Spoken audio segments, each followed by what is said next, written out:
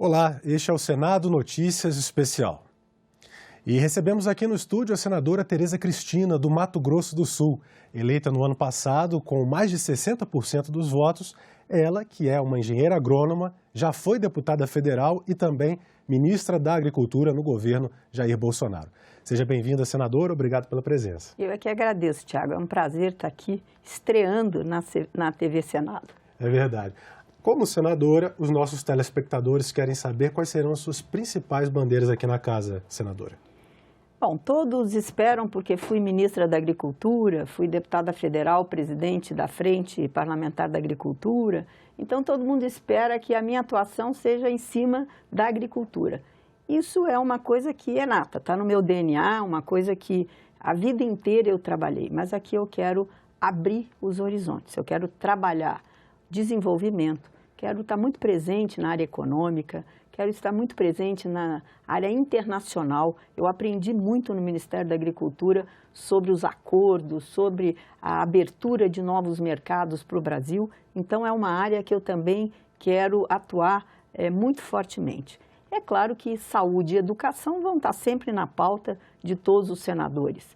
Mas também eu acho que nessa legislatura nós vamos ter um grande desafio, que é discutir a economia, os avanços que a economia do Brasil precisa fazer. Nós temos reformas importantes, como a tributária, a administrativa e até a política, que elas todas acabam dando assim um arcabouço e precisam ser modernizadas no nosso país. Agora, voltando um pouquinho, eu disse no início do nosso programa que a senhora foi eleita com mais de 60% dos votos. Inclusive, o segundo colocado naquela disputa foi o ex-deputado e ministro também, Luiz Henrique Mandetta, que teve cerca de 15% dos votos. Não é para fazer uma comparação entre os dois, evidentemente seria uma deselegância, mas o sucesso da sua votação, a senhora acha que se deveu a quê? 60% dos votos para a senadora no Mato Grosso do Sul. Eu acho que foi o bom desempenho que eu tive à frente do Ministério da Agricultura. O Mato Grosso do Sul é um estado que tem no seu DNA, no seu core lá, a agricultura é importantíssima. Então, acho que eu fiquei mais conhecida, né, no estado, e também eu acho que foi uma influência do próprio presidente Jair Bolsonaro, que teve também muitos votos naquele estado. O nosso estado é um estado conservador, né, e eu acho que então vamos dizer, essa gama todas essas variáveis contribuíram para que eu tivesse aí esse sucesso que nem eu esperava 40%, 45%, mas tive mais de 60% dos votos. Ok. Que aumenta a responsabilidade. É verdade, né? Tem muita gente, né, que confiou, então, no trabalho da senhora.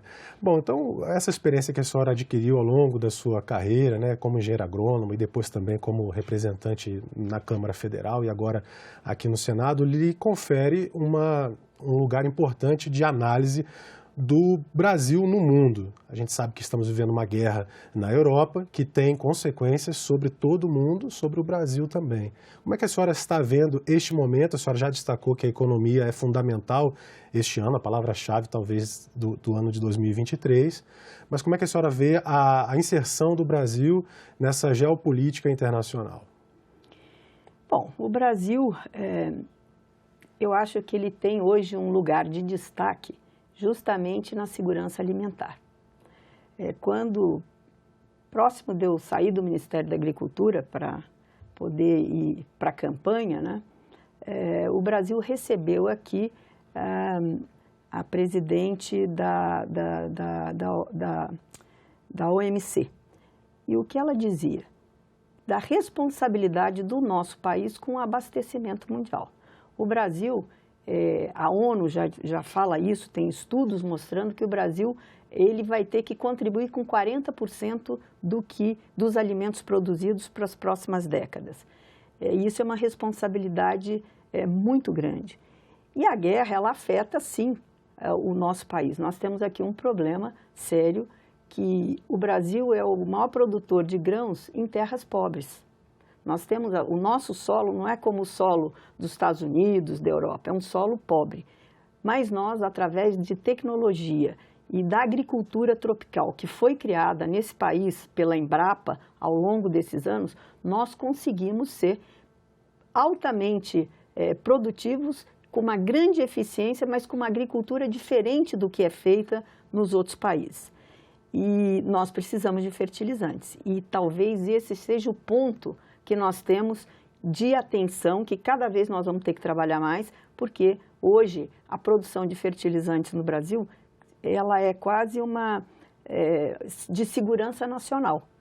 Então, nós não precisamos ter 100% dos fertilizantes produzidos aqui, mas nós temos que ter um volume suficiente para que a gente não fique como nós ficamos numa vulnerabilidade quando começou o conflito entre Rússia e Ucrânia, né? Então, nós ficamos muito preocupados, eu, inclusive, estive na Rússia, estive no Irã, no Canadá, falando sobre esse assunto no finalzinho da minha passagem pelo Ministério da Agricultura, porque sem fertilizantes o Brasil é muito difícil a produção eficiente e competitiva que nós temos hoje. Então, eu acho que esse é um ponto de atenção. Isso é só para mostrar uma das coisas que a guerra afeta e porque o Brasil está inserido nisso, apesar da gente estar a 10 mil quilômetros da Europa.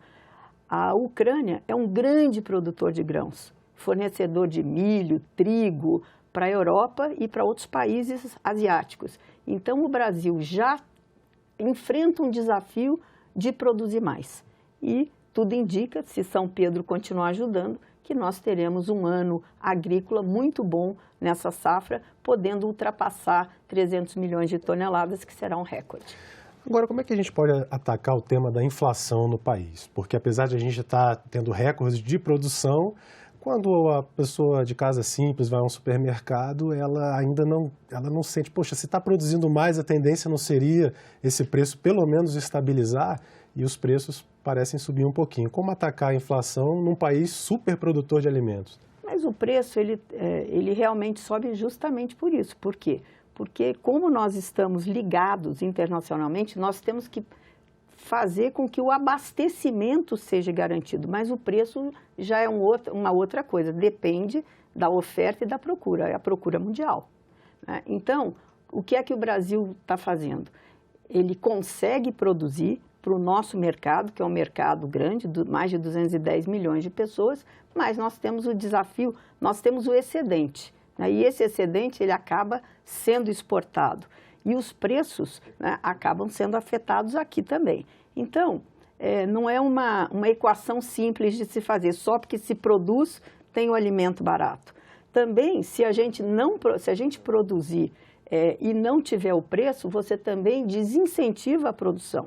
Nós estamos vendo aí no país vizinho nosso, a Argentina. Hoje a Argentina, além de ter uma seca monumental, que tem causado sérios problemas a eles, também tem a produção que vem diminuindo pela falta de incentivo nos preços. Então, é uma equação de equilíbrio que precisa ser feita, mas o Brasil hoje tem a garantia, né, do seu abastecimento e os preços. Nós temos aí outras variáveis, nós temos o preço, o custo de produção, que aumentou muito por conta da guerra, os combustíveis, né, e a inflação não é só pelos alimentos. Os alimentos aumentaram, sim, mas tem outras variáveis aí que precisam também ser discutidas e a economia precisa caminhar bem para que os alimentos também... Uma dessas variáveis, né, senadora, seria a infraestrutura. A senhora tem feito muitas declarações sobre a importância da infraestrutura para esse setor agrícola. Então, o Brasil, eu conversei a semana passada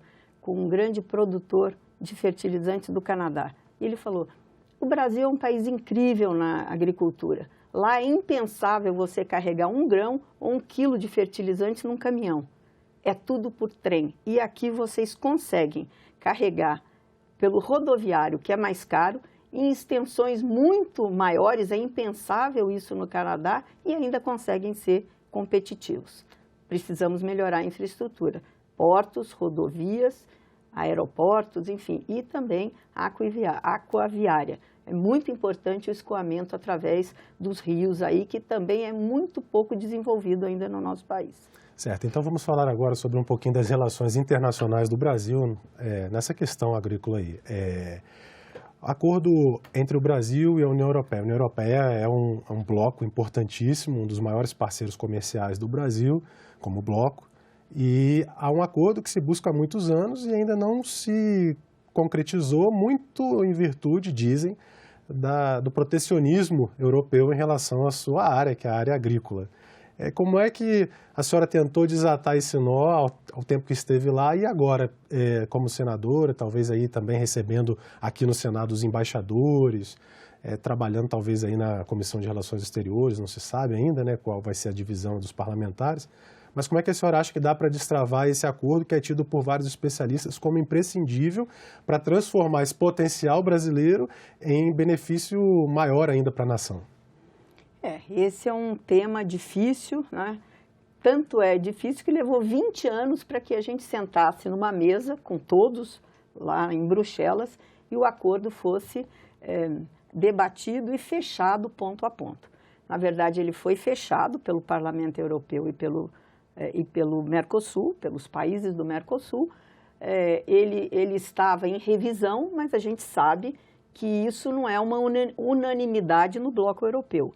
Eu também não sei ainda aqui na América do Sul, também no Mercosul, se ele será, né? Ele foi pouco debatido ainda aqui pelos parlamentos. Eu não tenho nem conhecimento se o Uruguai já debateu, a Argentina, eu acho que já houve um debate, mas enfim.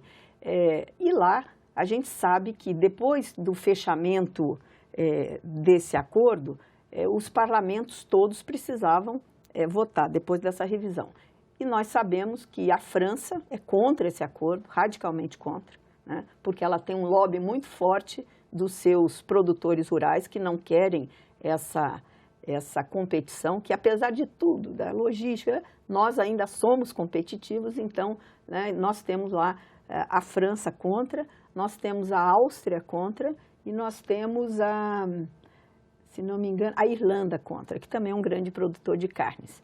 Então, são interesses desses países. Mas esse acordo, parece que também a Argentina agora não é mais muito favorável, já foi no passado, hoje não é mais. Eu acho que ele vai ter que ser debatido e ver se nós conseguimos seguir em frente. Para a agricultura, eu vou lhe dizer que ele não é um acordo, não é uma maravilha, mas o que ele proporciona?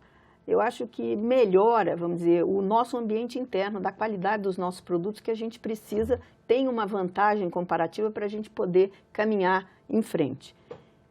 Mas eu acho que quem perde muito mais é a Europa, né? Tem o problema das compras governamentais, ele é muito amplo, né? Mas o que, na verdade, ficou no último minuto pendente, que foi debatido e que foi um desafio para mim nesse fechamento, foi o problema dos vinhos.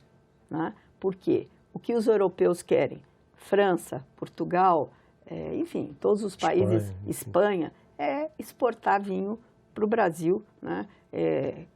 Com imposto, sem imposto. E isso tem todo um tempo, né? Porque você precisa dar um tempo para que o mercado aqui esteja pronto. Que é até um mercado nacional emergente, né? E ganhando espaço, inclusive, em outros países. Exatamente. Já. Nós temos vinho brasileiro. E o espumante brasileiro é o melhor do mundo, né? E aí nós temos o problema dos nomes, né?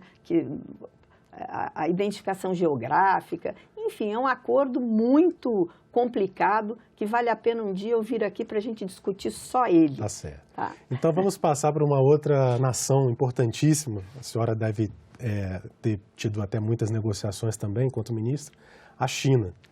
Existe uma percepção, talvez, não sei em que nível exata, de que a China tem avançado sobre diversas nações no sentido do investimento e da presença. Eu até, desculpe a simplicidade da colocação, fui outro dia a um pequeno pedaço de terra aqui em Goiás e falaram, não, os chineses compraram. Como é que a senhora vê essa relação brasileira com a China, toda a situação do nosso relacionamento com a China, nosso maior parceiro comercial? Bom, a China, você tem que lembrar que ela tem 1 bilhão e quase 400 milhões de habitantes, né? Então, ela precisa de muita comida, né? Precisa de tudo que o Brasil e outros países produzem. Os Estados Unidos é um grande exportador também, produtor, mas também exportador para a China de soja, de milho, né?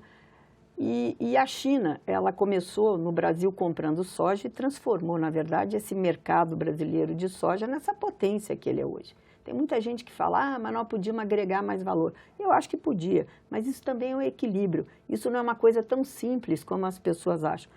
E saber que num grão de soja você tem muita tecnologia embarcada, né? Então, é um assunto também complicado. Mas a China, essa história da China querer comprar muita terra no Brasil, eu acho que é difícil, porque aqui nós temos uma lei, né, de terra de estrangeiros. Aliás, não é uma lei, a AGU fez um parecer lá atrás dizendo que estrangeiros, né, teriam algumas restrições na compra de terra. E isso vale até hoje.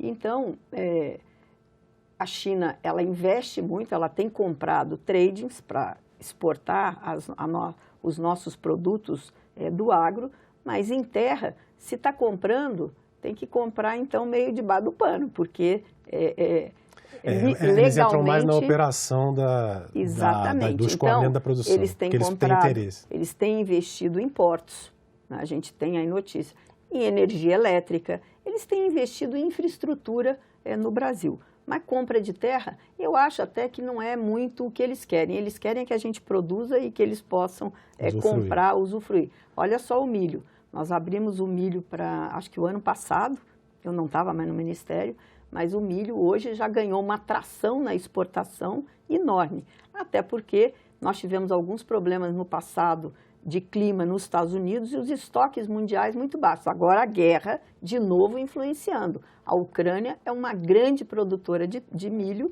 e hoje deve ter diminuído muito essa produção em função do plantio e da colheita e do escoamento com a guerra acontecendo no seu território. Senadora, a partir de agora, na nossa entrevista, a gente vai mergulhando aqui dentro do Senado. Como é que a reforma tributária, que tem sido discutida no âmbito do Congresso Nacional, junto ao governo federal, pode influenciar o setor agrícola? O setor agrícola, nós temos aí 3 reformas em andamento, né, tributárias. Nós temos 2 aqui no Senado e uma na Câmara em andamento. E elas vão se encontrar uma hora.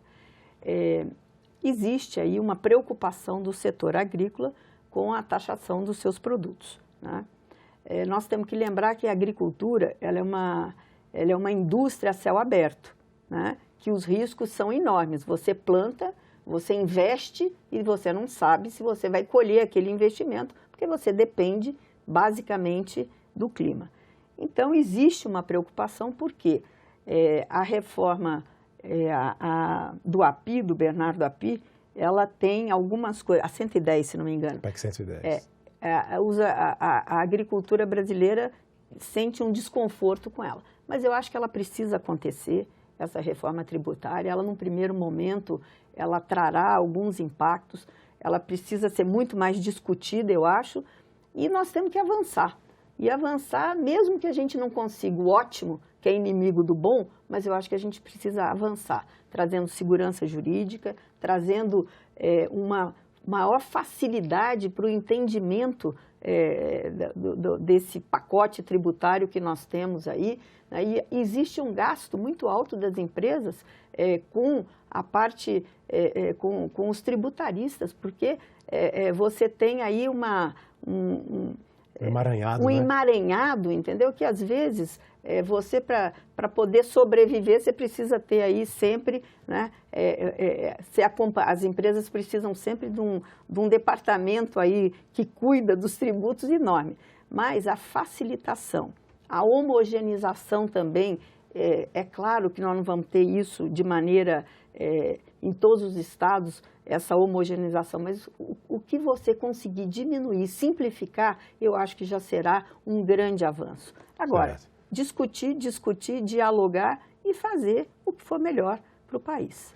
A senhora é uma parlamentar do Partido Progressista, né, do PP, do Progressistas, e está, portanto, no bloco de oposição ao governo federal aqui no Senado.